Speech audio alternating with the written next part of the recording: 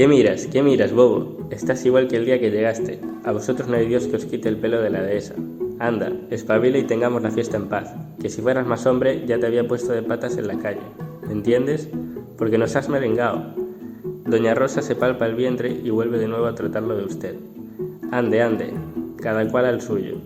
Ya sabe, no perdemos ninguna la perspectiva. ¡Qué leñe! Ni el respeto me entiende, ni el respeto.